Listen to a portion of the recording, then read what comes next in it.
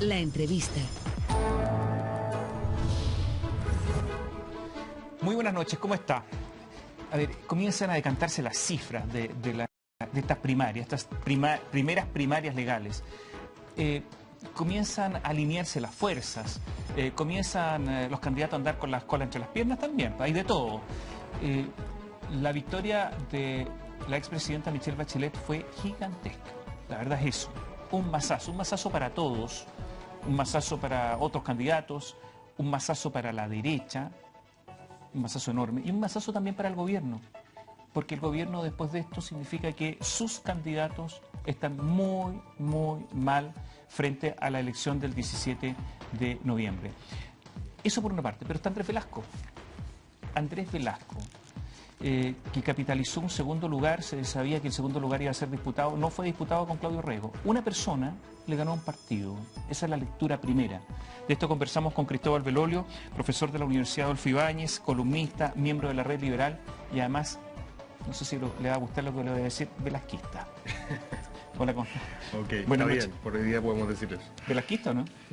Velasquista suena muy a caudillo, pero evidentemente él, después de los casi 300.000 votos que obtuvo, se transforma en el indicado para liderar un proceso que nosotros esperamos que termine en un proyecto político propio, liberal. A ver, Andrés Velasco era el distinto. Era el díscolo dentro de la nueva mayoría, el que no quería FP estatal, el que no quería reforma tributaria importante, el que no quería eliminar el fútbol, el que no... Y resulta que esa noche corre donde Michelle Bachelet y le dice, Michelle, no solamente usted tiene mi voto, voy a trabajar por usted. Entonces uno dice, pero ¿cómo? El que tenía un proyecto tan distinto, voy a trabajar sin negociar nada, sin saber si alguna de sus ideas va a estar en el programa, sin tener idea, como que entregó el rabo, como se diría... Demasiado pronto. Sí, como se diría en una plaza de toros. No, yo no estoy de acuerdo primero que haya corrido a los brazos de Michelle Bachelet, al que vi correr fue a otro. Y hay otro partido al cual le interesa saber cómo va a ir en la pará, pues como se dice en buen chileno. ¿Qué partido? A la Democracia Cristiana y al Partido Radical les interesa saber de qué manera ellos van a aportar en el... Había más coincidencias programáticas entre ellos que con Andrés Velasco. Ahora, lo sorprendente es que el distinto... No, inmediatamente... Andrés Velasco dijo que él votaba por Michelle Bachelet y me habría parecido bien extraño que no fuera de esa manera, toda vez que él participó en un proceso donde el que pierde apoya al que gana. Ahora, él dijo que iba a tratar de que los principios que inspiraron su campaña se vean reflejados en el programa. Yo lo que entiendo, y lo que él hoy día ha remarcado, es que los votantes de Velasco que consideren que esos principios, que esas ideas no están representadas en el programa de Michelle Bachelet, conservan su autonomía y su independencia para decidir soberanamente en noviembre. Pero eso es una cosa obvia, eso es una obviedad. No es dueño de las personas. Evidentemente, y menos cuando no tiene un partido al cual disciplinar. De trabajar inmediatamente por Michelle Bachelet, aunque no sabe si parte de su programa va a estar ahí, o sea, incluso con cosas en las que no cree. Él dijo que no iba a participar en un futuro gobierno. No dice que va a trabajar por la candidatura, dijo. Va a trabajar para que ella obtenga una buena votación, una buena victoria, dijo. Sí. Y eso yo lo entiendo como tratar de convencer a la nueva mayoría de que las ideas que representaron su programa también estén como que hay que explicar demasiado la declaración. De hecho, ¿no? Michelle Bachelet incluso dijo, esperamos que tus buenas ideas, Andrés, estén acá. Sí. Y yo creo que hay muchos votantes de Velasco que ya, viendo, como tú mismo lo dijiste al principio, inevitable un triunfo de Michelle Bachelet, espera que esas buenas ideas de Andrés Velasco estén representadas finalmente en el programa. Andrés Velasco, cuando se inscribió en la primaria, a las 48 horas quería desembarcarse. Eso fue histórico. A las 48 horas. Yo no sé qué pasó, que a las 48 horas quería irse. Como que se dio cuenta que estaba casado, en una telaraña, trató de desembarazarse, al final no, fue rarísimo. En esto tú me pones una situación difícil porque no es ningún misterio de que a muchos de nosotros nos habría gustado de que Andrés Velasco llegara directo hasta noviembre. ¿Se equivocó? Por varias razones. Bueno, ahora que Longueira ganó y se polarizó el escenario, nosotros creemos que habían más oportunidades todavía para ir a disputar ese centro. Lo que pasa es que hay algo que es importante considerar. Velasco tenía 20 y tantos años cuando fue el plebiscito del sí y el no. Y como tú bien sabes, políticamente Chile se dividió no solo en si tú querías que se quedara o se fuera el dictador, sino que a partir de eso son dos grandes tribus culturales y afectivas. Y Velasco considera que él pertenece a la tribu cultural y afectiva de lo que Patricio Navia una vez llamó la gran familia concertacionista. Él considera que ese es su lote. Y él ve que en la política, cuando hay dos grandes bloques, y que eso le da estabilidad, así como en Estados Unidos, republicanos y demócratas, él se siente, por así decirlo, en la derecha de los demócratas. Ese es su mundo al cual él pertenece. Y con binominal, más difícil todavía aún desafiarlo. En cambio, vemos otros que participamos en la campaña de Velasco, que no teníamos estos afectos con la concertación ni de los 90 ni de los 2000. Y por lo tanto creíamos que era posible desafiar un poco más. Pero uno no le pide a otra persona que vive el testimonio y la experiencia. A nosotros nos habría gustado que fuera... Pero más que gustar, ¿se equivocó? Políticamente habría tenido una oportunidad interesante en noviembre. Yo tengo la impresión que cuando Velasco, ya, no voy a decir corrió, fue, abrazó a Michelle Bachelet, le dio su voto y comprometió su trabajo, como que le dieron un abrazo veloso y que quedó inmovilizado, que ahora existe un Velasco inmovilizado, adormecido. Yo creo que lo que menos está es adormecido y inmovilizado, porque yo creo que hay una tremenda diferencia entre la tarea y el propósito. La tarea en este caso es noviembre del 2013, Michelle Bachelet, presidenta de Chile, eso es lo que Andrés Velasco comprometió. Pero para nosotros lo que nos interesa no es la especulación bursátil, no es la pasacorta, no es ver los cargos del 2013, es la construcción de industria a largo plazo. Y eso significa el ciclo político 2016-2017. Nosotros si vamos a formar un partido, en serio, por fin, después de tantas veces que hemos tratado de hacerlo en los últimos años en Chile, y que ahora tenemos un líder que es capaz de, al diagnóstico racional, añadirle esta especie de envión anímico que dan las campañas, bueno, ahora estamos en condiciones de trabajar en serio, pensando en largo plazo. Y yo prefiero, desde ese punto de vista, que no nos pase ni lo del PRI ni lo de Chile Primero, que funcionan más bien como reciclados o recocidos de antiguas coaliciones. La idea es que él forme nuevas generaciones que tengan este ideario Pero liberal. Él ha dicho que no partido. Él dijo que quería formar un movimiento, él dijo que quería formar un grupo, pero ese grupo, que es importante decirlo, tiene vocación de poder. Es decir, compite electoralmente, ofrece cargos de representación popular y no es un think tank, no es un centro de estudio. Creo que tenemos que pasar de esa etapa. Cristóbal, ¿usted va a votar por Michelle Bachelet? ¿Como Velasco?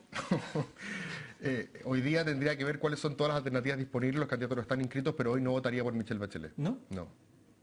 ¿Por qué? No votaría por Michelle Bachelet porque yo considero que si bien ella tiene muy buenas intenciones respecto de lo que ha manifestado, un Chile con menos abuso, un Chile con más igualdad, tengo fundadas sospechas de que un nuevo gobierno de Michelle Bachelet, con la concertación en el estado de descomposición política y moral que yo he visto en los últimos años, con un ciclo económico a la baja más encima y subiendo las expectativas de la manera que lo ha hecho, va a ser un mal gobierno. ¿En qué consiste la descomposición moral? La descomposición moral es cuando tú tienes un grupo político que ya abandonó todo tipo de honestidad intelectual y abraza el doble estándar como una política, como una práctica regular. ¿Qué líderes tienen doble estándar? A ver, me parece que, y en esto no cometo ningún infundio, pero Michelle Bachelet es como la flor de un lodazal, pues ella parece ser incombustible y blindada de los vicios políticos de su entorno. Pero, la gente no quiere ni a los Girardi, ni a los Vidal, ni a los Andrade, ni a los Escalona, ni a los Guterres Martínez, pero parece que ella, en el imaginario colectivo, está completamente separada de lo que ocurre en ese entorno. Y yo creo que finalmente ese entorno es el que va a gobernar. No creo que gobiernen las nuevas generaciones, no creo que gobierne el movimiento social, yo creo que aquí hay personajes del viejo ciclo de la concertación que están esperando para retomar sus posiciones de poder. Y aunque Michelle Bachelet quiera que eso no ocurra, eso va a ocurrir, porque Michelle Bachelet no es Ricardo Lagos en el sentido de ser la que compone una sinfonía y la ejecuta. Ella es un intérprete que huele más o menos cómo están los vientos y navega a partir de eso. ¿Michelle Bachelet no tiene convicciones propias? Debe tenerlas, seguramente. Pero ¿cómo debe tenerlas? Debe tenerlas, pero a ver, ya fue presidenta. No, esa declaración es inaceptable, porque dice alguien que fue presidente y que quiere ser presidente nuevo, uno sabe si tiene o no convicciones. Lo que yo he visto es que ella comenta más que decide. No resuelve. Me parece que era una mala idea dejar fuera a Giorgio Jackson y a Camila Vallejo. ¿Cómo que le parece? Un líder lo que hace no es comentar después de que se pegan el condoro sus partidos de que no hubo primaria. Un líder agarra el teléfono el día antes y dice, ustedes hacen algo para que Revolución Democrática participe en las primarias en Talca, Providencia, Ñuñoa y Santiago. Uno no comenta las cosas que pasan después, uno actúa para que ciertos efectos se produzcan. Y tengo la percepción de que con Michelle Bachelet no estamos frente a ese tipo de liderazgo. Es otro tipo de liderazgo. Hay gente que le gusta que sea un liderazgo más horizontal, de otra manera, y está bien. Pero yo creo que no tiene las condiciones necesarias para poder detener ese estado de descomposición política y moral. Apoyó a Marco Enríquez Ominami. En la primera vuelta de la elección pasada, sí. ¿Y ahora qué va a ser candidato? Bueno, Velasco fuera, Bachelet fuera. Todos los que quedaron, los que votaron por candidatos que perdieron el día domingo son huérfanos, por así decirlo. Y ahora... No todos. Velasco votó por sí, por él mismo, me imagino, bueno, y no es un huérfano para nada, me imagino es bacheletista. Y alguna gente de Renovación Nacional me imagino que tampoco se siente huérfano y se sentirá que Longueira. Pero hay mucha gente que la primera opción, por así decirlo, una vez descartada, se siente en un estado de, aunque sea transitorio, orfandad, y después tiene que buscar un candidato. Yo tengo la impresión de que Marco Enríquez ha abrazado en último tiempo banderas que incluso están a la izquierda de Michelle Bachelet. Ni siquiera a la izquierda, yo creo que eso no es correcto. Yo creo que Michelle Bachelet ha copiado un poco las banderas del Marco 2009. Pero sigue siendo una figura atractiva, sigue siendo una figura que le incorpora vértigo a un sistema congelado, y si es que él efectivamente vuelve a tratar de conquistar transversalmente ese centro más liberal, yo creo que tiene una opción. Vamos a hacer un alto y dejar la pregunta planteada. ¿Qué pasa con la ADC? ¿Qué va a ocurrir con la ADC? Claudio Rego, solo un 8% de los votos. Volvemos en un instante.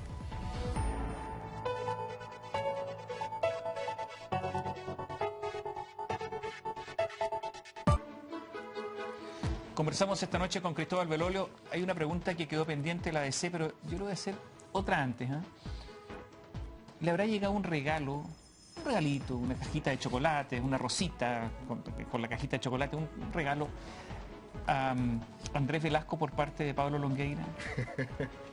Porque resulta que si no fuera por el desempeño electoral de Andrés Velasco, lo más probable es que hoy día sería Alamán y no Longueira, el candidato de la derecha. ¿Dónde ganó Andrés Velasco? O sea, con muchos votos, donde en el sector alto de la capital. Sí. Y esos votos habrían ido sin duda a Alamán, no a Longueira. Es lo más probable, ¿no es cierto? Entonces, ahora, en todo caso, me parece que la responsabilidad primerísima en esto es del propio Andrés Alamán. Está bien, pero sin Velasco... Es posible que parte de lo que se llama la derecha liberal haya considerado que Andrés Velasco representaba mejor sus banderas que el propio Andrés Alamán.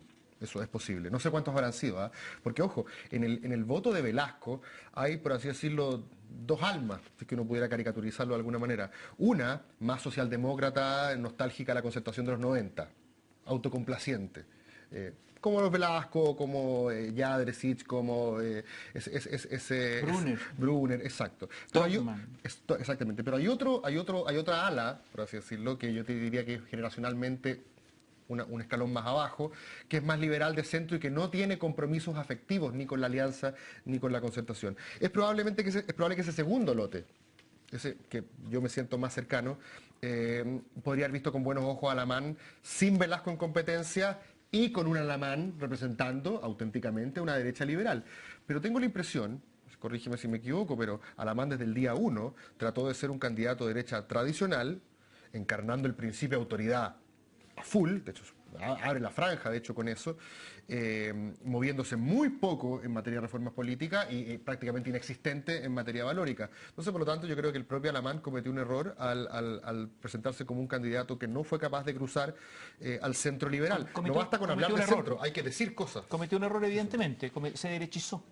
Así es. Pensó que el mensaje tenía que ir hacia la derecha porque ahí estaban los votos, porque esta era la primaria de la derecha, se derechizó y se equivocó. Evidentemente hay un error. A pesar de que hubo un pequeño cambio, porque con Goldborn él se presentó como un candidato más tradicional de derecha. Cuando cayó Goldborn, a las 24 horas Andrés Alamán se abrió, por ejemplo, al voto de los chilenos en el exterior. Pero fue demasiado tarde y fue con poca profundidad, creo yo.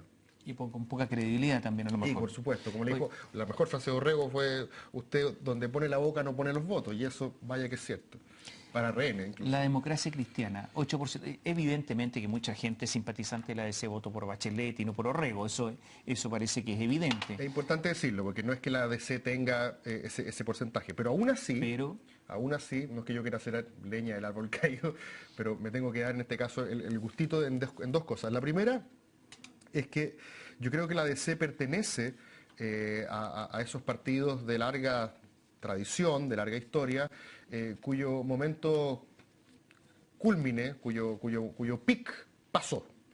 Incluso desde el punto de vista generacional también, si tú lo ves, su padrón está encorvándose. Que es parecido a lo que le ocurrió al Partido Radical en su momento. El padrón encorvándose. Su militancia. Sí. se están envejeciendo. Se está envejeciendo, exactamente. Y el tipo que tenía a los 25 años a Frei Montalva con los ojos brillosos en la marcha de la Patria Joven, hoy día tiene 75. Por lo tanto, las glorias de ese partido, por así decirlo, están más bien en el pasado, que es algo similar a lo que ocurrió con el Partido Radical. Y no deja de ser simbólico que Velasco, que representaría una nueva generación más liberal, haya dejado en el tercer y cuarto lugar el partido de nuestros padres y nuestros abuelos, respectivamente. Y en segundo lugar, respecto a esta batalla del centro, ¿quién gana el centro? Todos los medios especularon de quién era el dueño del centro, si el discurso sea el cristiano de Orrego o este discurso más liberal de Velasco. Y bueno, por lo visto, el día domingo parece que el centro tiene más que ver con una nueva generación, la emergencia de un discurso liberal, que con el discurso clásico social cristiano comunitarista. Orrego trató de ser un joven típicamente de C, ¿no es cierto? Totalmente. Yo creo en Dios y qué, etcétera. No se dio cuenta que la Iglesia Católica está en, digamos, en decadencia total en estos instantes, por lo menos en la opinión pública. Lo que para nosotros es muy valorable porque reflejó exactamente la potencia de ese discurso en lo duro. Claro, él trató de ser el DC perfecto, 100% DC, le fue mal. Quiere decir que ya... Pero además una democracia cristiana dividida. Hay que recordar que, no sé, donde es senador, en la cuarta región, donde es senador Pizarro, le fue muy mal. Sí. Donde es senadora Jimena Rincón, le fue muy mal. O sea, evidentemente no trabajaron por él. O sea, muy mal. Perdió, por ejemplo, en Valparaíso, Aldo Cornejo. Sí. O sea, le ha ido muy mal. Sí, el mundo bacheletista de la DC no estuvo a la altura. Ahora, lo que es curioso en todo caso es que en un país como Chile no existe el concepto de responsabilidad política. ¿O sea? La derecha perdió durante 2 décadas prácticamente todas las elecciones que tuvo y la primera línea jamás pasó a retiro, como ocurre en otros países donde el sistema electoral te castiga y obligas a darle tiraje. Debería irse Ignacio Walker para la casa. Y Carlos Larraín, pues, por supuesto. Para la casa. O sea, a ver, y si perdía Longueira, ¿tú consideras que Patricio Melero no debería haber asumido la responsabilidad del asesinato público de Goldberg que todos vimos en vivo y en directo? La sangre salpicando en nuestros televisores. O sea, Melero se jugaba mucho en esto. Chadwick y Lavín también, por supuesto. Pero en este caso sería Carlos Larraín el que tiene que asumir, por supuesto, la responsabilidad política. Pero ellos se sienten dueños del feudo y por lo tanto no lo van a hacer. ¿Retrocede la derecha? La derecha liberal tiene un tremendo traspié y esto es como un déjà vu, porque el 97 me acuerdo que Jaime Esteves le decía lo mismo a Andrés Alamán cuando perdió. Pero retrocede la derecha, o sea, Pablo Longueira respecto a Sebastián Piñera, por ejemplo. Sí, hagamos un alto, volvemos en un instante porque ¿qué derecha tenemos hoy día? Vamos. Esa es la pregunta.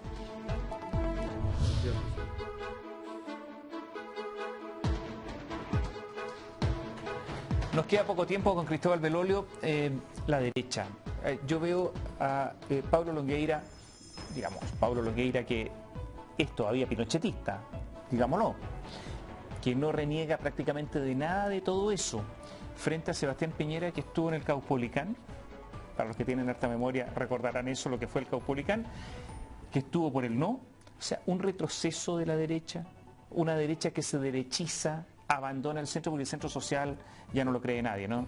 Eso... Fue una bonita entelequia en la cual nos tuvieron a todos los cientistas políticos y analistas escribiendo una semana sobre algo que nadie sabía cómo se comía, cómo se medía, pero bueno, es la genialidad la UDI popular. Es la genialidad de la BIM. Yo creo que sí, es un retroceso para la derecha. Es un retroceso para la derecha no tanto en lo ideológico, sino que también en lo electoral. O sea, es evidente que el techo de Pablo Longueira es más bajo que el techo de Sebastián Piñera. Yo creo que hay una cierta resignación. Aunque uno no lo... Pepe Out decía que Longueira tendría que multiplicar por 10 su votación para ganar la elección. Por 10. Imagínate que Michelle Bachelet sola sumó más, dobló, o más que dobló. Un poco menos del doblaje. ¿Sí? De los dos sumados. Sí, pero es una diferencia enorme. Y lo que llega a ser morboso, porque se discutía si es que Alamán o Longueira eran mejores para captar el voto de Velasco o de Orrego. Hoy día Michelle Bachelet, si se quiere poner... agrandarle, dice, le regalo el voto de Velasco y Orrego y aún así no hay ninguna posibilidad. Pero yo veo muy difícil que Longueira pueda llegar a... ¿Podría transformarse Longueira en una especie de Arturo Alessandri Besa, ese candidato que no era candidato porque todo el mundo sabía que perdía por mucho frente a Eduardo Frei? Le dije lo mismo el otro día a Manuel José Sandón en un programa y me miró con cara de, bueno, es una posibilidad, podemos estar, ellos creen que pueden estar en el 30 y tanto %. O sea, viene Longueira simplemente a defender el Parlamento. Yo creo que sí. A que no haya doblaje, nada más. ¿Qué es lo que dice el manual? Eso, pues si tienes un presidente que no tiene la capacidad de ganar la elección y después de los resultados del domingo me parece que esto está, si no cerrado, casi cerrado, yo creo que la estrategia de Longueira va a ser esa. No veo más alternativa. Habría que va a ser todo esto muy aburrido al final, la presidencia. Salvo que el escenario para Marco, para Parisi, podría ser interesante si se dieran ciertas combinaciones. Y nombra a Marco y Parisi porque son de los chicos... Pero no tienen poco espacio. Es que yo quiero reforma constitucional, Bachelet lo propone, yo quiero reforma tributaria. Yo creo que Marco tiene menos espacio, pero fíjate que Parisi puede ser una figura interesante. Puedo con esto estar haciendo una hipótesis que para muchos puede ser descabellada, pero yo creo que en ese menjunje ideológico, en ese charquicán político que es Franco Parisi, él es capaz de levantar a gente que si no fuera por él no iría a votar. Y ahí podría haber un fenómeno que al menos dilatara esto de noviembre a diciembre. No estoy diciendo que necesariamente vaya a decir elección. Que no gane Bachelet en primera vuelta, eso es. Y eso es todo. Yo creo que no sé a qué más se puede aspirar. Y la derecha a recomponerse, lo complejo es que, insisto, hay una primera línea que se resiste a irse. Y en esto es relevante porque fíjate que si tú ves, por ejemplo, el caso inglés, con los David Cameron, los Tony Blair en su época, eran tipos que después de 10 años perdiendo elecciones, se paraban en los consejos generales de sus partidos y le decían a toda la generación que fracasaba y perdía una y otra vez, les daban 2 o 3 oportunidades, no más. Y a la tercera les decían: chao, estoy cansado de perder elecciones. Eso fue lo que le dijo David Cameron a la generación que lo antecedió, eso fue lo que le dijo Tony Blair a la generación que le antecedió: ustedes solo pierden contra Thatcher. Después Cameron los agarró, unos años después ustedes solamente pierden contra Blair. Y es importante dar esos golpes de timón. El problema es que hoy día no hay ningún indicio de que eso vaya a ocurrir en la derecha. Hay un indicio. ¿Cuál? Que Joaquín Novoa no va a ser candidato. No hay un indicio. ¿Cuál es el indicio? Bueno, que evidentemente las acciones de Renovación Nacional se van a traspasar, las va a tomar Sebastián Piñera, y Sebastián Piñera va a ser el líder de la oposición. Claro, lo que pasa es que a mí él está esperando el 2017. Sí, pero para mí no es sinónimo de recambio que la mejor carta presidencial que tenga la derecha en los próximos años sea el propio Sebastián Piñera. Pero va a ser él. Sí, es posible. Él lo está esperando, o sea, todo el mundo lo sabe, ¿no? Es posible. Ahora, creo que llegaríamos a un problema que hace muy poco creíble la tesis del cambio de ciclo. O sea, si esto va a pasar de Bachelet a Piñera, a Bachelet a Piñera, básicamente es una estirada de chicle un poco grosera de la misma generación 88 céntrica que tiene las marcas de la historia reciente de Chile en la piel. Gracias por estar con nosotros esta noche. Chao. Chao, Cristóbal. Gracias a Cristóbal Bailolio por acompañarnos esta noche. Buenas noches, gracias.